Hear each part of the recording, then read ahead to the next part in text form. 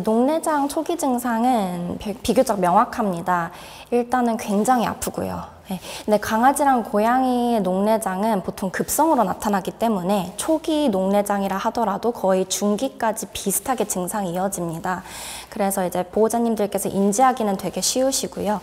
굉장히 아파하고 충혈이나 각막 부종, 산동 같은 증상들이 같이 보이기 때문에 그런 증상들이 보인다면 반드시 병원에 오셔서 응급 처치를 받으셔야 됩니다. 왜냐하면 이제 녹내장은 아프기도 아프지만 순식간에 시력을 잃을 수 있는 굉장히 위험한 질병이기 때문에 최대한 빨리 병원에 내원하시는 게 굉장히 중요할 것 같습니다.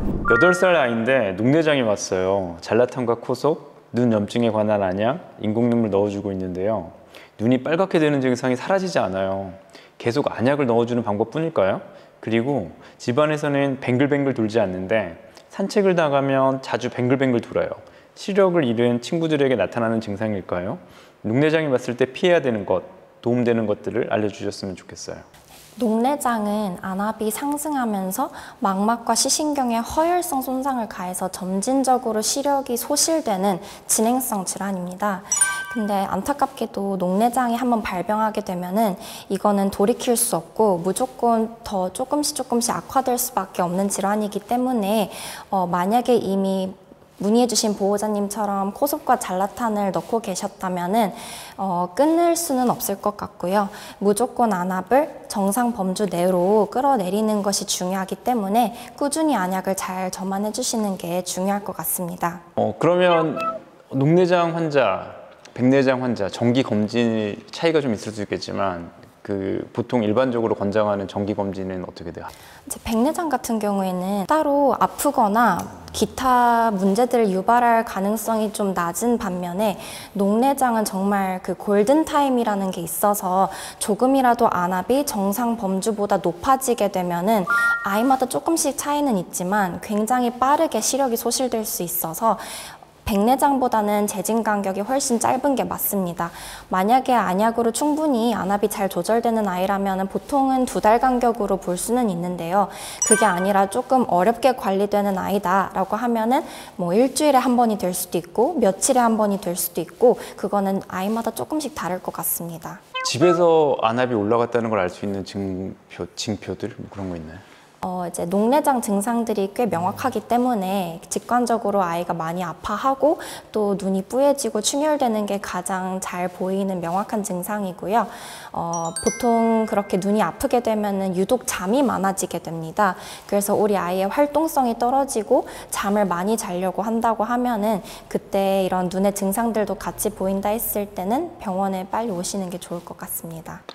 이게 사실 뭐 수환 선생님을 계속 만나고 안과 전문의 선생님을 계속 만나기는 사실 쉽지 않으니까 요즘에는 집 앞에 있는 동네 병원에도 대부분 안압 기계가 있긴 있더라고요. 그럼 그런 아이들 같은 경우에는 일주일에 한 번이라도 주기적으로 산책하는 코스 안에서라도 안압을 측정해보고 보호자님도 안심하고 또 사시다가 만약에 안압이 좀 올라간다 그러면 수환쌤을 바로바로 만나고 이 질문을 해주신 분 아이는 계속 빨갛다라고 하는데 그럼 어쩔 수 없이 주기적으로 계속 안압 측정하면서 볼 수밖에 없는 거겠네요. 그러면 안약 종류에도 여러 가지가 있는데 뭐 예를 들어서 코소비낭, 잘라탄 같은 경우에는 다 녹내장 약이 맞지만 조금 기전이 다릅니다. 그래서 그때그때 만약에 안압이 잘 컨트롤되지 않으면은 조금씩 안약의 횟수나 종류를 조정하는 방법도 있고요. 근데 안약이 만약에 제일 최고 단계까지 갔는데도 효과가 없다. 그러면은 시력이 있는 전제 하에 수술적인 옵션도 고려해 볼 수가 있습니다. 어떻게든 아이가 충혈이 계속 만성적으로 있다는 거는 뭔가 기저질환이 안과 쪽 기저질환이 해결이 안 되고 있는 거니까 조금 더 정확한 진단과 치료를 받아보시는 게 그래서 안약을 조절하거나 안약 종류나 횟수를 뭐 필요하면 녹내장 수술까지도 생각을 해보는 게 그리고 이분 아이가 산책 나가면 뱅글뱅글 돈다라고 했는데 그건 어때요? 이제 뱅글뱅글 도는 증상은 좀 생각할 게 몇 가지가 있을 것 같아요.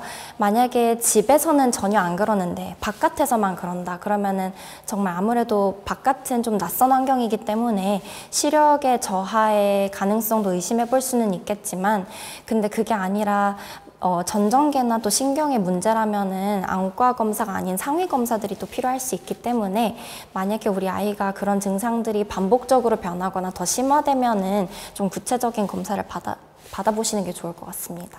이렇게 녹내장을 진단받았을 때 피해야 될 것, 도움되는 것들을 알려주셨으면 좋겠어요. 먼저 녹내장이 있을 때 피해야 할 것은 안압을 조절하기 위해서 이제 안약을 열심히 넣어주셔야 되는데 뭐 조금이라도 안약을 소홀히 해주시는 것, 그리고 가끔 그런 분들도 계세요. 녹내장 이제 재진이 있어서 병원을 오셔야 되는데 그날 아침에 일부러 안약을 안 넣고 오시는 분들도 계시더라고요. 왜냐하면 안약을 넣으면 오히려 진단에 진단을 어렵게 만든다고 이제 착각하시는 분들도 계시는데 오히려 저희는 그렇지 않고 반드시 아이가 정상 안압 생리를 잘 그릴 수 있도록 안약을 잘 넣어주시는 게 중요하기 때문에 제때제때 잘 넣어주시는 게 맞을 것 같습니다. 그리고 이제 녹내장 같은 경우에도 2차적으로 유발되는 속발성 녹내장도 많기 때문에 그 원발 원인을 간과한다고 했을 때 그런 것들도 이제 피해야 되는데요. 아무래도 그런 것들은 보호자님들께서 알기는 어렵고 수의사의 조언이 있어야만 사실 알 수 있기 때문에 검사를 통해서 제대로 상담받아 보시면 괜찮을 것 같습니다. 아무래도 녹내장은 되게 복잡하고 어려운 질환이고 심각한 질환이고 응급 상황이 올 수 있는 질환이라서 반드시 안과를 전공한 선생님께 정확한 진단 받으실 거를 추천드리고, 아까 안약 얘기하셨는데 왜 강아지들 혈당 관리할 때 아니면 사람 혈압 관리할 때는 혈압약을 먹고 몇 시간 후, 밥을 먹고 인슐린 주사 먹고 몇 시간 후, 거기에 따른 혈당 곡선을 그리기도 하는데 안압도 이렇게 곡선을 그리나요? 아니면? 네, 안압도 정상 생리 곡선이 있는데요. 조금 아침에 안압이 높은 편이고 초저녁에 가장 낮은 그런 경향성을 보입니다. 그래서 오히려 아침에 이제 오전에 진료가 있는데 그 오전 진료를 위해서 안약을 안 넣고 오시면은 확 안압이 높아져 버릴 수가 있기 때문에 그런 것들을 주의하셔야 되고요.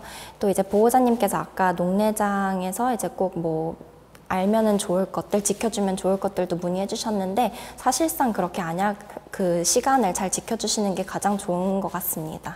안압의 생리 곡선을 혈당을 입원해서 측정하듯이 안압을 측정하나요? 아니면 그런 건 안 하나요? 그렇게 혈당 곡선을 그리듯이 안압 곡선을 그리지는 않아요. 네, 이게 혈당은 정말 명확하게 차이가 나잖아요. 뭐 고혈당 피크를 언제 찍는지, 가장 낮은 지점은 언젠지 이게 굉장히 폭이 커서 혈당 곡선 그리는 게 굉장히 중요한데 안압은 아무리 생리가 이제 조금씩 그 변화가 있다 하더라도 그게 막 엄청나게 드라마틱한 차이를 보이지는 않아서 그렇게까지 하실 거는 아닙니다. 오늘도 시청해 주셔서 감사하고요. 도움이 되셨으면 좋은 하루 보내세요.